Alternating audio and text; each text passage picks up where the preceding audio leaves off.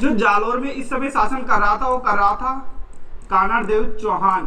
तो बताया जाता है कि जो कानड़ देव चौहान यानी कि अलाउद्दीन खिलजी की सेना जब 1299 ईस्वी में यहां से दिल्ली से गुजरात पर आक्रमण करने के लिए जाती है ना, तो कानड़ देव चौहान के द्वारा उस सेना को रास्ता नहीं दिया जाता। यानी कि जालोर के शासक कानड़ देव और अलाउद्दीन खिलजी के मध्य युद्ध होने के क्या क्या कारण। यहाँ में जो क्वेश्चन आया हुआ है ना, पहला क्वेश्चन तो ये बनता है कि कानड़ देव कहाँ का शासक था।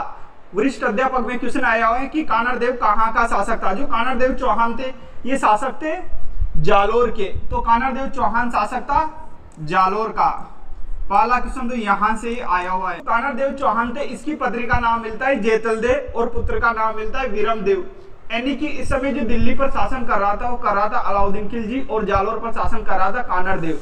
एक समय की बात है 1299 ईस्वी में अलाउद्दीन खिलजी का एक सेनापति था उलूग खां। उलूग खां ये गुजरात पर आक्रमण करने जाता है।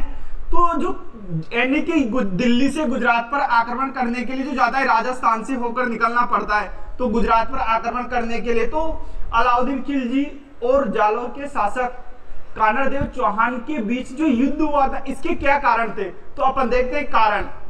इधर लिख लेते हैं अपन पहला कारण, अलाउद्दीन खिलजी और कानड़ देव चौहान के बीच युद्ध होने के क्या कारण थे। पहला कारण तो यह था कि 1299 ईस्वी में जब अलाउद्दीन खिलजी की सेना गुजरात आक्रमण करने के लिए जाती है, तो जालोर के शासक कानड़ देव चौहान के द्वारा उस सेना को रास्ता ना देना पहला कारण माना जाता है।